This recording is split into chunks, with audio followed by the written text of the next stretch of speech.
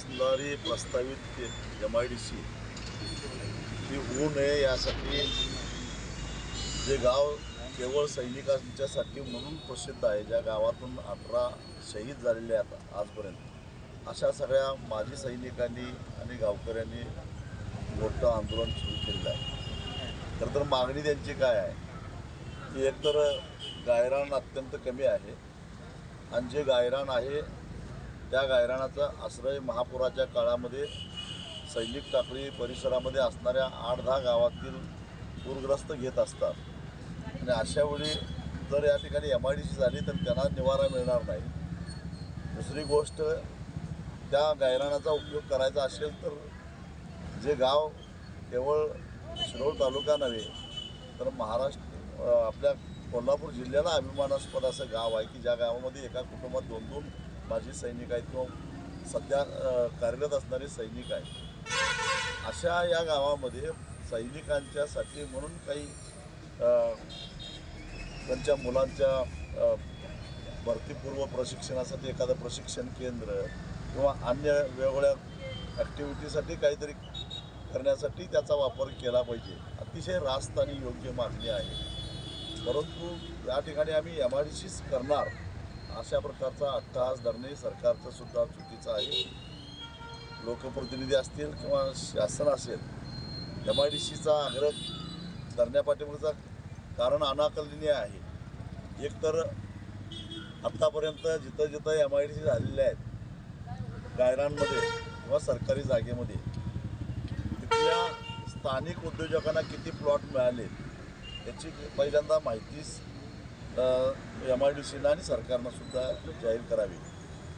MIDCनं Gokul शिरगावला MIDC केलेली आहे, Kagal 5 star MIDC केलेली आहे, त्याचबरोबर याला शिरोलीला MIDC केलेली आहे। अर्थात सरकारी जागेवर काय स्थिती आहे, तिथं स्थानिक उद्योजक किती आहेत आणि बाहेर किती उद्योजक आहेत। आणि हे MIDC करणं म्हणजे एकदा जमीन MIDCकडं हस्तांतरित करणं, सरकारमधील सत्तेमधील आपला असणारा सहभाग आणि उपद्रव मूल्य दाखवून वेगवेगळ्या बोगस कागदावरच्या संस्था काढणं आणि त्या संस्थांच्या नावानं ते भूखंड आरक्षित करणं, हाच उद्योग ही मंडळी आतापर्यंत करत आहेत। मी जे बोलतो हे जर खोटं वाटत असेल तर गेल्या 5 वर्षामध्ये केवळ शिरोळ तालुक्यातच नव्हे तर कोल्हापूर जिल्ह्यामध्ये नव्हे तर MIDCनं आजपर्यंत जे भूखंड वाटलेले आहेत MIDCतले, त्यातले खरे उद्योजक किती आहेत आणि यांचे राजकीय कार्यकर्ते किती आहेत याची एकदा माहिती जाहीर करावी, म्हणजे दूध का दूध आणि पाणी का पाणी। म्हणजे सरकारी जमीन कशी हडप करायची त्याचं एक व्यापक कटाचा हा एक भाग आहे। आणि त्यामुळं माजी सैनिकांनी सुरू केलेलं हे जे आंदोलन आहे हे काय चुकीचं आहे असं म्हणता येणार नाही। आणि त्यांची मागणी काय आहे, एकदा उद्योगमंत्र्यांनी किंवा MIDCच्या मुख्य कार्यकारी अधिकाऱ्यांनी एक बैठक बोलवावी आणि त्या बैठकीमध्ये ज्या गावसभेच्या आधारानं ही MIDC साठी जमीन अधिग्रहित करण्याचा प्रयत्न होतोय ती गावसभा अधिकृत आहे का नाही एकदा तपासून बघा।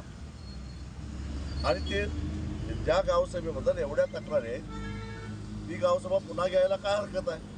माजी सैनिकांची मागणी एवढीच आहे की गावसभा पुन्हा घ्या आणि बहुमतानं जर का गावाला सांगितलं तर आमचं काय म्हणणं नाही, पण गावातल्या लोकांची दिशाभूल करून त्यांना अंधारात ठेवून खोटं रेकॉर्ड तयार करून त्याच्या आधारे जर का अशा प्रकारे सरकारी MIDC सरकारी गायरान पहिल्यांदा हडप करायचं MIDCच्या नावानं आणि नंतर त्या MIDCच्या भूखंडावर कब्जा घ्यायचा आणि लूट करायचे, हे धंदे हे माजी सैनिक खपवून घेणार नाही। आतापर्यंत ते सीमेवर शत्रूबरोबर लढले, आता इथल्याच शत्रूबरोबर ते लढत आहेत आणि या त्यांच्या लढाईला स्वाभिमानी शेतकरी संघटनेचा पूर्ण पाठिंबा आहे। जय जवान जय किसान, भारत माता की जय, वंदे मातरम। MIDC रद्द झालीच पाहिजे, MIDC रद्द झालीच पाहिजे।